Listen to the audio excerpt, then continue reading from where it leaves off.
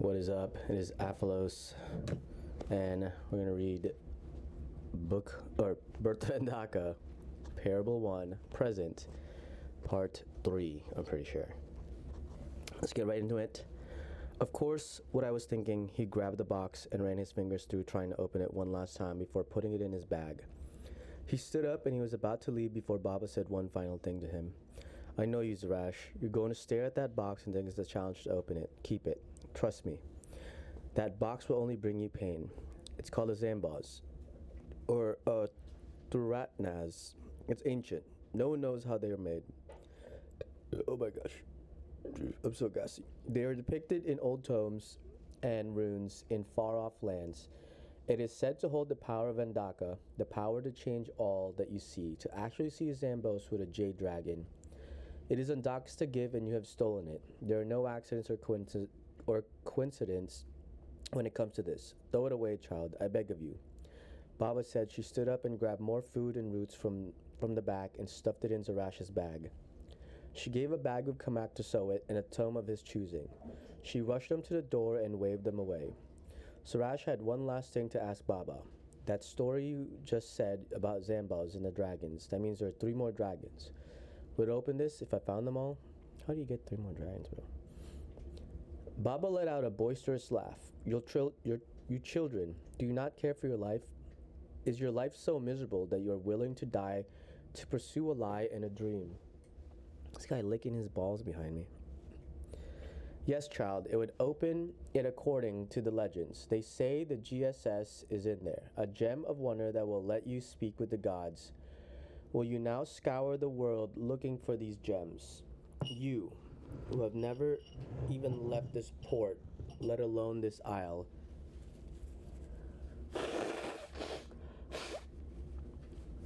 You have no idea the distance you must travel to even stop seeing Zer and Zer alone. To see the next isle to find a clue of this box, it is not for you. Let Andakah find the warrior that this gem belongs to. It is for Zol kings and their prophecies. It is not for us. Whatever wealth and power you get from pursuing this would lead you to ruin eventually. Zarash's grip around the box tightened. He took a deep breath and let it all out. His hands loosened, he hid the box again on his person. So it carried Epsil and waited outside the hovel. Thank you for everything, Baba. I'll throw it away, don't worry. Moa asked me to tell you that she's making kamak soup with the dock's pieces. If you want to come over tonight.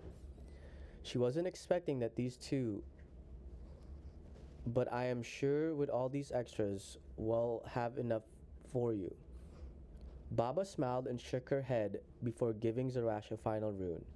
That boy be dangerous. He know the runes of the old ones. Learned. Only the ones are learned, Zarash. She ruffled Zarash's head one last time and closed the hovel doors beside her. Odd old lady. I can also read those runes as I am sure most others can. Am I dangerous? He chuckled at the thought. The hovel slowly moved away and it finally sunk back into the dirt with pieces of branches sticking out. 2 thunderbirds nestled at the top of her hovel threaded a light thread, placed them on sticks as they passed. It moved and sunk and eventually disappeared into the distance, only to be seen and found by those with the eyes of Babas. The trio walked in the forest, looking for markers that will lead them to the port. A rule of the isle: if you ever get lost, walk in one direction until you meet the Zer fields and then start walking up. All of it always leads to the port. Fort Formim, the largest port on the island, the only one that allows Leviathan-class ships that can traverse the Zer fields without being destroyed by the turbulence.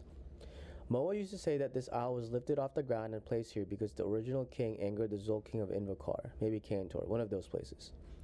Zarash was stuck in his mind. Baba usually doesn't divulge much, so that was a surprise. Where else can I sell this without getting marked by the Guardian forces or any other clans? We should go to Nils. There are plenty of underground sellers and buyers over there. His mind kept going in loops trying to find the best solution for his current problem. So it just walked and kept his mouth shut until finally. Zarash, look, it's a rune factory. It's the bee killer's old hideout. That means that the port is 6 frequencies up. Let's go, Zarash. Maybe click. So it said as he tried to speed up past the old ruined factory, now covered in overgrown ashen vines and roots engulfing it. I heard it's haunted. The Pinatic giants and all those pillars of ashen trees. I heard they angered an old god because they told them they were followers of Andakah. I wonder how they would be now. If they hear us all saying her name. You know, this tome by Reuben used to name the old gods. One was Kaiser Soze, a soul king of physical brutality, as he called it. So it kept talking as Zarash got lost in his mind. So Ash didn't answer back as he walked faster to keep up with the speeding Zoet. The duo walked with so much changing. Not with with no much changing. With not much changing. Not until they made it to the front gate of the port. Closed but surrounded by a bustling group of clan-approved sellers, immigrants and random porties selling their Zare hauls. Even the Zare pirates are here selling their wares. Zarash pulled Soet, who was walking towards the front gate. You must not live in the zone of the imports. Atoms and atoms adjacents have used another endless, unless you don't mind them scanning your shell and pearls. Soet turned pale and vehemently shook his head no and followed Zarash. They passed stands of kamak sellers, different varieties from different fields, some dock vendors, the occasional guanco ware seller, and some whale bone crafts. All for a few gex. No one with any sort of funds would actually buy goods here. Zarash just shook his head as his mouth watered from the smells, knowing he can't afford any of it. He pulled Soet by the arm and made it to a large tree. He looked around, and after not seeing anyone, he walked in the bush with them and pushed a bark off the tree, which revealed a crack in the wall, hollowed out by a tree and enforced by its roots, allowing scabs and seables to pass the guardian's shell point. We jump up on the north side. We have a huge tree we climb and we go above. It's more dangerous, but it does look beautiful, seeing the port from that view. So it said as he squeezed himself through the small crack, clearly not an entrance made for a natives. He focused his plates on his head and shoulders and shimmied through the crack, dodging the occasional bushy leaf branches, protecting his head at all costs. Zarash signaled him, pleading for speed. He whispered, "Hurry up, Soet. Be careful with Epsil. She'll be pissed if a rock hits her." Soet nodded in response as he dodged the final branches, his metal plates meeting all the rocks that fell on his head and shoulders before they could reach the slumbering Epsil. Actually, need to change the dynamic around a lot of these, because Soet and Epsil are going to be like brother and sister. Zarash led them through the intertwining side buildings of the great port city for Mim, the eventual cracks and missing plates along the walls showing the beauty of the fully lit up city of Formim, the Leviathan engines roaring underneath, always just a tad louder than the ever-moving trade city. Zarash popped up, opened a side panel, and walked through the sides of the upper walls of the city on the nature end, away from the light. He signaled so that it was safe to pass through. Listen, the plasma rope is going to be primed in 30 seconds. I'm going to go up, and when it reprimes in 60 seconds, you can grab these handles. It'll shoot you up. Just hold on, and I think I'll hold you. Hand me Epsil. So it handed over the sleeping Epsil, and then a moment later Zarash shoots up with her, whizzing through the clouds and up to a small hovel perched on the side of the wall. Zar! 3 screeching children roared at him with an older woman right behind them. Alright, that's pretty good for this one, for this part. Got a little bit better with the flow, but maybe I was just having a hard time reading yesterday, or like the day before, or whatever. But certainly I see where I was going, which is nice, and then where I'm taking it with Parable 2.